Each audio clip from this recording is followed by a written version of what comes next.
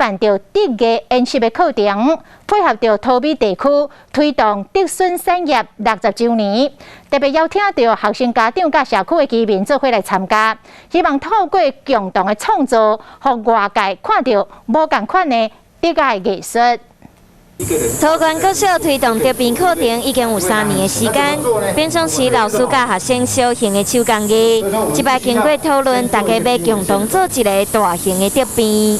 竹笋的一个产地，所以说我们用竹笋来作为我们这次制作的一个意象，那可以摆在学校的户外呢，来让各位来观赏。 这摆的课程自摕到竹仔到做竹仔加工，上尾才开始进行德编。学生讲过程真辛苦。就是也是锯竹子，用刀子去把那竹子砍断。我觉得还蛮好玩，只是要用很多的力气在上面，有点难。 配合桃美社区推动德顺产业60周年，学校希望学生除了学习德编技能，嘛了解在地的德顺文化。希望参与的人员都可以认识在地的竹笋产业，也能够学会了竹艺的编织技巧。